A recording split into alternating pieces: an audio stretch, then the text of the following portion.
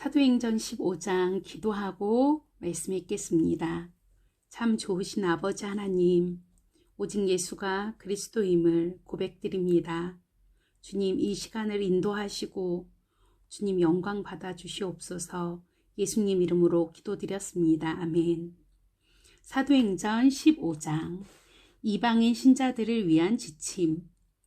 얼마 후에 유대인들 몇 사람이 유대에서 내려와 모세의 방식대로 할례를 받지 않으면 구원받을 수 없다 면서 모든 사람이 할례를 받아야 한다고 주장했다.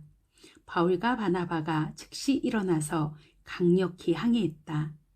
교회는 이 문제를 해결하기 위해 바울과 바나바와 다른 몇 사람을 예루살렘으로 보내 사도와 지도자들 앞에 이 문제를 내놓기로 했다. 그들은 전송을 받고 길을 떠나 페니키아와 사마리아를 지나면서 이방인들에게도 돌파구가 열렸다는 소식을 만나는 모든 사람에게 전했다. 그 이야기를 들은 사람들은 모두 굉장한 소식이라며 환호했다. 바울과 바나바가 예루살렘에 이르자 사도와 지도자들을 비롯해 온 교회가 그들을 따뜻하게 맞아주었다. 두 사람은 최근 여행 중에 하나님께서 자신들을 사용하셔서 이방인들에게 문을 열어주신 일을 보고했다. 몇몇 바리새인들이 일어나 자신들의 의견을 밝혔다. 그들은 믿는 사람들이기는 했으나 바리새인의 강경 노선을 계속 고수하려는 이들이었다. 그들이 말했다. 이방인 개종자들에게도 할례를 주어서 모세율법을 지키게 해야 합니다. 사도와 지도자들이 특별회의를 소집해 이 문제를 깊이 논의했다. 여러 주장이 끊임없이 오가는 가운데 열띤 논쟁을 벌였다. 그때 베드로가 자리에서 일어나 이렇게 말했다. 친구 여러분, 여러분도 잘 알다시피 하나님께서는 이방인들도 이 복된 메시지를 듣고 받아들이기를 원하신다는 것을 일찍부터 아주 분명히 말씀하셨습니다. 그것도 전에 들은 말이 아니라 바로 내가 전하는 말을 직접 듣고 받아들이게 하셨습니다. 우리의 어떤 거칠애에도 속지 않으시고 언제나 사람의 생각을 아시는 하나님께서 우리에게 주신 것과 똑같은 성령을 그들에게도 주셨습니다.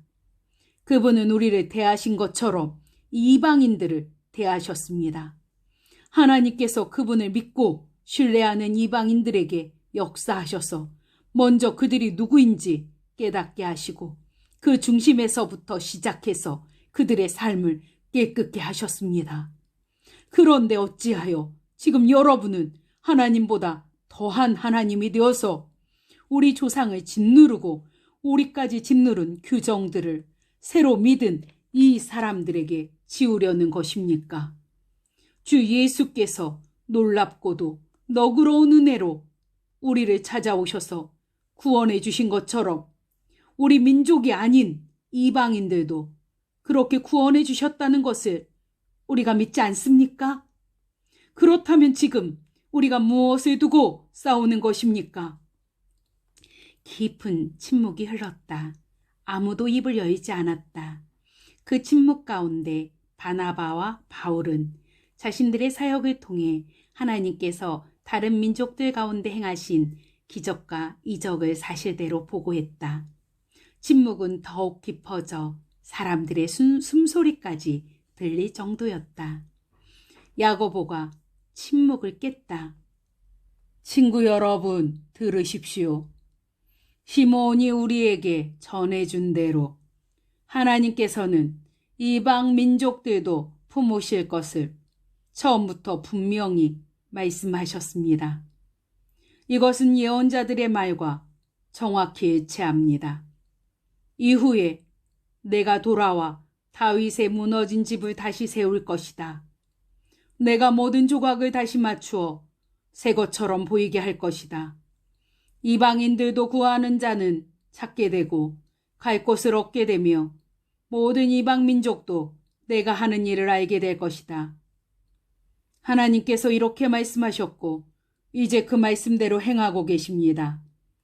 이것은 느닷없이 일어난 일이 아닙니다. 그분은 처음부터 이렇게 하실 것을 알고 계셨습니다. 그러니 내 판단은 이렇습니다.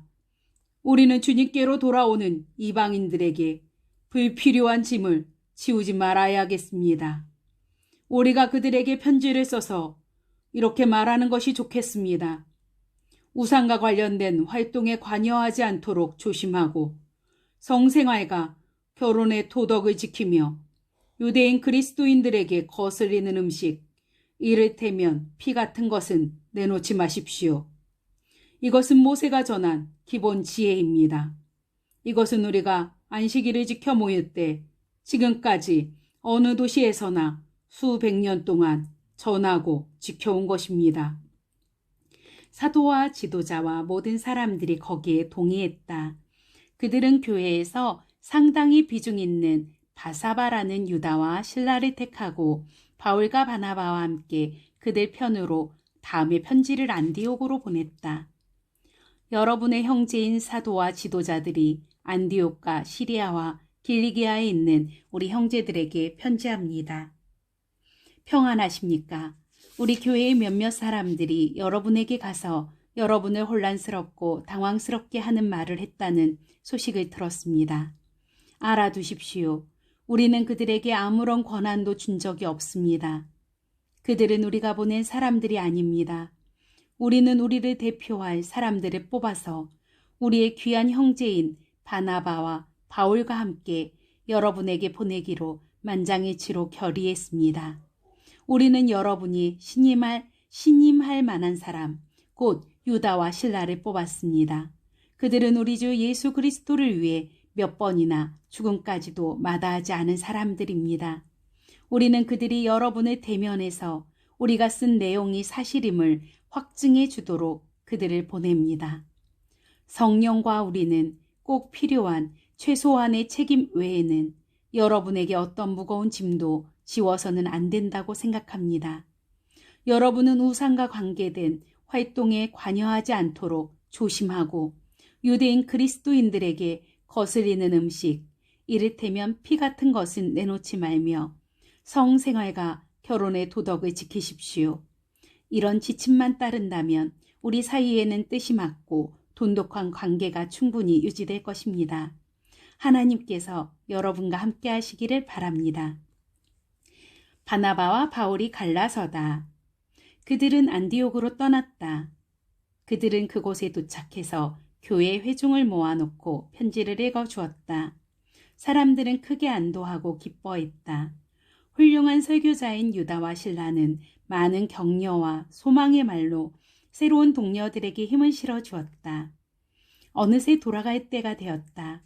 새로운 동료들 모두가 웃음과 포옹으로 그들을 전송했고 유다와 실라는 자신들을 보낸 이들에게 보고하기 위해 길을 떠났다. 바울과 바나바는 안디옥에 머물면서 하나님 말씀을 가르치고 전했다. 그러나 그들은 혼자가 아니었다. 당시 안디옥에는 가르치고 전하는 사람들이 많이 있었다. 며칠 후에 바울이 바나바에게 말했다. 전에 우리가 하나님 말씀을 전하던 각 도시로 돌아가서 거기 있는 동료들을 방문하고 어떻게 지내는지 알아봅시다. 바나바는 일명 마가라는 요한도 데려가고 싶어 했다. 그러나 바울은 그와 함께하고 싶지 않았다. 상황이 힘들어지자 밤빌리아에서 그들을 두고 떠났던 이 중도 포기자를 데려갈 마음이 없었던 것이다. 언성이 높아지더니 결국 그들은 갈라섰다. 바나바는 마가를 데리고 배편으로 키프로스로 갔다. 바울은 신라를 택해 주님의 은혜를 구하는 동료들의 인사를 받으며 시리아와 길리기아로 갔다. 그곳에서 회중에게 힘과 기운을 북돋아 주었다. 아멘. 참 좋으신 아버지 하나님, 이방인들에게도 예수가 그리스도라는 놀라운 복음이 전해지게 하심을 감사드립니다.